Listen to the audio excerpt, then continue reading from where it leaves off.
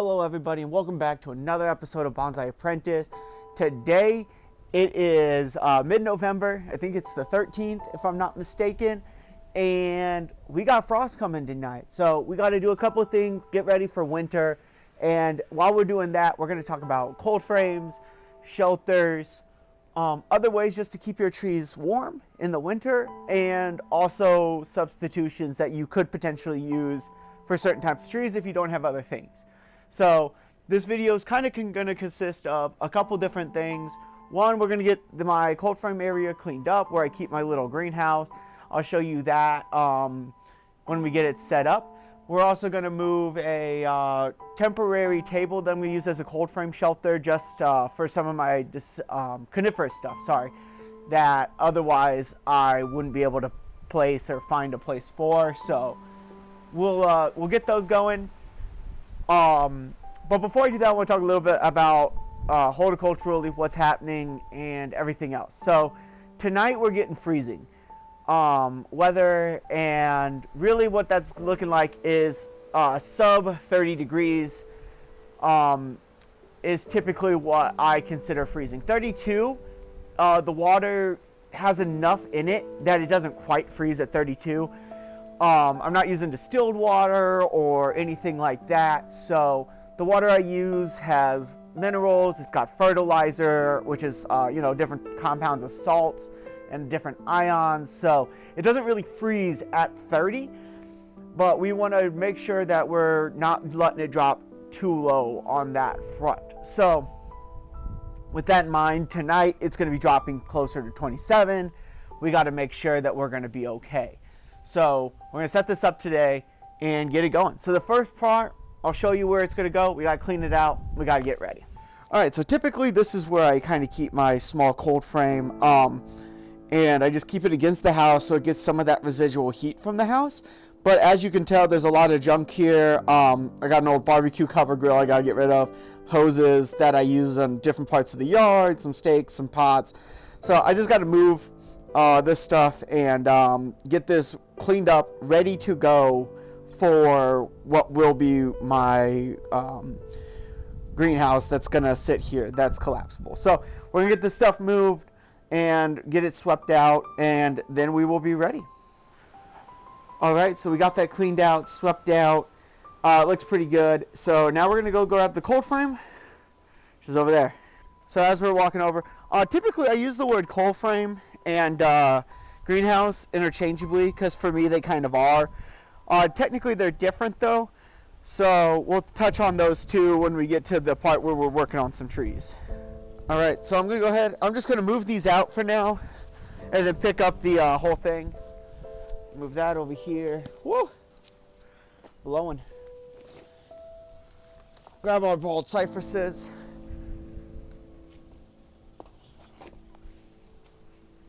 Grab our short needle pines, which need to get worked on desperately. Super excited to work on those this winter. It'll be an exciting video. Oh, we'll pull these weeds out. All right, and we'll move it back over here. Whoop. All right, so how do we prepare our trees for this cold frame for our greenhouse in the coming months? So typically this time of year, most of your trees should be losing their leaves and or changing color. I find that most of the trees at this point have changed colors and moved away from greens to reds. So if you come at this point in the year, you can just come through and cut off the leaves, leaving a little bit of stub on the stem of that leaf. So you're not cutting all the way into the tree and potentially nicking next year's buds. You're just leaving a little bit of growth that'll fall off. This process isn't really necessary, but I find that as the winter progresses, all these leaves that I don't cut off just fall down into the soil, into other trees that are below them in my shelter, and overall just makes for a bigger mess to have to clean up in the spring. I don't really want the leaves decaying in the winter either, on top of my bonsai soil and my fertilizer, so I take all those out and prevent more from getting in there. So that's kind of the goal with this process. It's not necessary, but like I said, aesthetically, I think it makes for a much better and easier spring cleanup. So I'm just cutting all the leaves off. So yes, so let's talk about horticulturally what trees are doing right now. So all the trees that have either turned red or have brown, yellow, whatever the color may be, if they don't have green and the leaves are starting to fall off, those trees are in complete dormancy. And what that means is that they're completely 100% ready for winter. Dormancy typically hits when you have several days of cooler weather, around 40, 48 degrees, somewhere in there, sub 50s. Most trees will start that process, and consistent weather with shortening of daylight and shortening of daylights and the shortening of temperature typically gives us that notion that winter's coming, right? Same thing's happening with the trees. So you can come across and do this process once most of the leaves turn that red, yellow color, and they've pulled in all their chlorophyll and chloramine from the fall colors. Okay? It's really not a huge process. There's nothing to do about it. Just knowing that is the process, that this is an option for you, is not bad. Okay? So the other thing I would be careful of this time of year and avoid doing potentially is doing major cuts and major bends. I find that, at least on deciduous trees, sorry, let me rephrase. On deciduous trees, I would refrain from doing this. So that's what I would do. I don't think, though, that it's necessary to make those cuts now. You can wait till in the winter to go ahead and make some of those cuts as well. And honestly, that's what I would do anyways. So this is just to get all the dead leaves off, start showing that winter silhouette. If you had like a winter show, you could potentially make those cuts. But like I said, I would avoid it. Anything that you do this time of year to your tree makes your tree that much more susceptible to the winter. This probably being the exclusion, because these are just going to fall off within the days anyways, right? So this isn't actually hurting the tree. But if you're making cuts on branches and things of that nature, I would avoid doing anything major to the tree. As you can see, I'm just removing the leaves, not making any cuts on hardwood or stems, or trying, I'm not bud selecting for next year or anything like that. Just cutting the leaves off. Once I finish this set on my forest, we will continue moving on. This will just be the process for all the trees that I'm putting in the shelter today.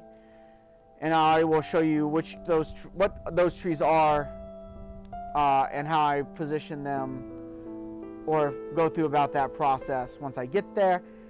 So it'll just be a time lapse of me cutting off leaves here once I finish this forest. So this last tree, basically, though.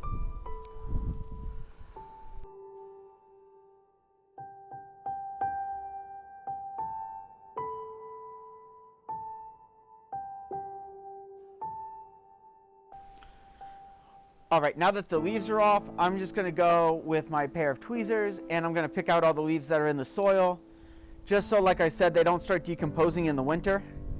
I don't want that to be a process that I have to fight. This will get repotted in the winter, so I'm not going to be super tedious about it. I mean, not the winter, sorry, the spring. So I'm not going to be super tedious, because if I get some of that decomposition, it's just going to get taken out anyways. But if you have a tree that you just repotted, something like that, I would advise for you not to have it all clogged up come spring. But that's just me. You can do what you want. It's not that big of a deal, and it's not a huge process. So as I'm picking out the rest of these, you know, just enjoy the silhouettes of your trees as you do this process. It's a fun one.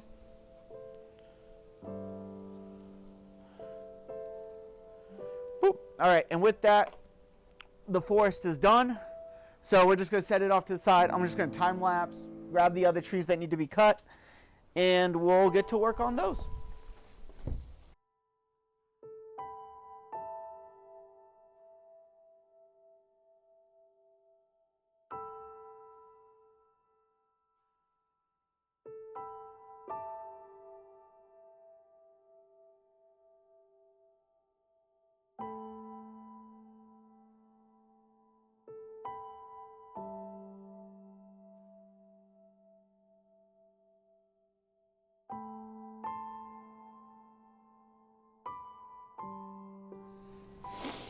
All right, so now we're gonna start, and we're gonna be putting trees up on this top rack.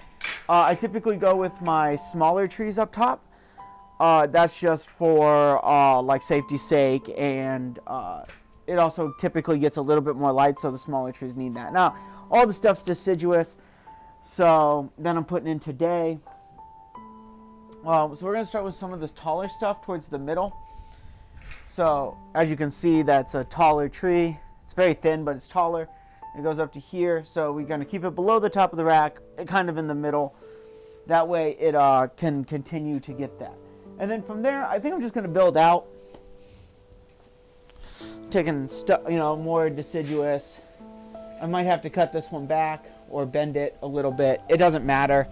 They should be fairly flexible this time of year. Not in like a we want it to break type of way, but in just a it'll grow that way. So what are you?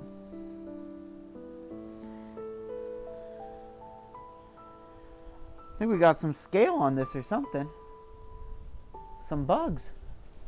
Huh. I'll have to check that out. I'll show it to you when I get some of these other ones put in.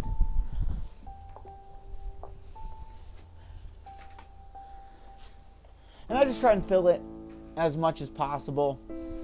You know, it doesn't really matter where where the trees go, as long as they fit. And I just try and fill the spaces as compact as possible.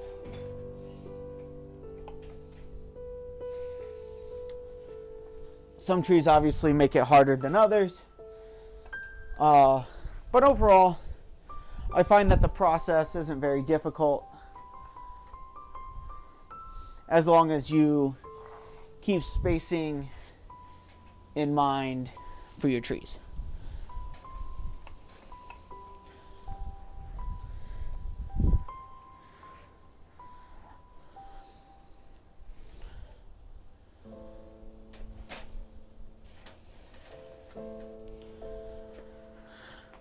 So that's the top rack done. We'll go and we'll put some of the heavier deciduous stuff on the bottom. But I think for today, that's going to be it. I'm going to give everything a really good water. And from there, we'll see it next time. So, oh, let me show you what I found. Sorry. So this is what I found on the tree. I have no idea what these are. I'm going to have to do a Google search and find out. And make sure they're not on any of my other trees. But I didn't see anyone when I was cutting them. But for some reason, this one, I just missed it. So I had to do a Google search, find out what these are, and I'll get back to you. Alright, so I took off whatever those, I think they were bugs, but all the holes were, nothing was in the skeletons, but there were holes there. So I'm guessing whatever was there, it left. But as you can see, there's still a green underneath. Where I accidentally got too far, there's green there. So obviously it's not dead. It's very much alive. I don't see any more on the tree, so it's just that clump, I guess. So anywho, not really sure what they were, but that's what that is. So I'm gonna throw this back over there, give them all a good water, and then I'll do my outro. Probably do that one inside because it's getting a little windy and a little cold. All right, well, it's windy It's cold, but we're back inside today, so right now anyways. So thank you all so much for being here today. I really appreciate it. Check out some of my other videos we got going on here, and if you have any questions, comments, concerns, drop them in the section below. Please don't forget to like, share, subscribe. It'd greatly appreciate it. Also, I got my GoFundMe back open, rocking and rolling. Looks like I can travel with a visa, so we're gonna get rocking and rolling on that too, hopefully. So if you could donate, that'd be awesome. Don't forget to follow me on Instagram and Twitter. Those are also linked in my bio. And I started a TikTok a couple months ago, maybe, and it's going fine. So check that out too if you feel so obligated. Thank you all so much for being here, and I hope you all have a fantastic fall. This will probably be the last video for after next week's video. Sorry, it'll be the last video for a couple weeks with Thanksgiving and everything else going on, so nothing's gonna happen there. But really, if you just follow these procedures, you'll be a-okay.